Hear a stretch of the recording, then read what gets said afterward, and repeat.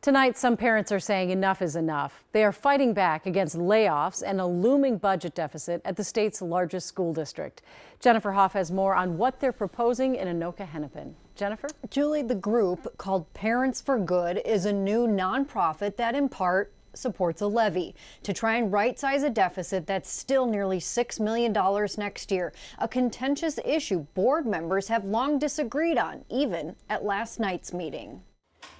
Thank you for coming this evening, and we look forward to hearing your comments. At Monday's meeting, I want schools where we put kids first. many parents spoke out about Anoka-Hennepin's latest round of budget cuts, including 24 social workers, to try and right-size its nearly $6 million shortfall. It's devastating to a lot of people. That not sitting well with Michelle Powers. Yes. Or Shaylin Burbig, who just founded Parents for Good, even shutting down her daycare to do it. Because I had the opportunity to fight for our schools, and I couldn't pass that up. The two fed up with an education crisis pushing schools all across the state into the red from stalled funding, declining enrollment, and rising costs. Our first order of business Plus a board split on whether to support a levy, something the district has only put forth twice in 20 years. Director Zach Arco insisting it perform an intensive and rarely used model called zero-based budgeting before considering it again. If you're saying no to basic transparency for the public,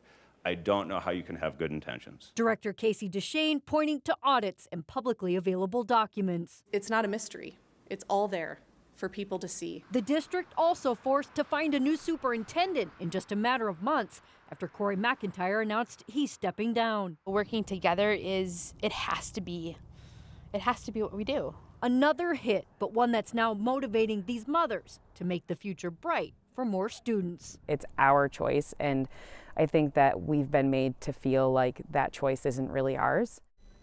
And there's also this. There is, in fact, a state law that requires a school board take up a levy if enough voters petition for one. It's an approach that is also rarely used, and it does have some requirements, like either 50 signatures or 5% of the number of voters in the district's last general election, whichever one of those, Julie, is greater, meant to really give a voice back to the people.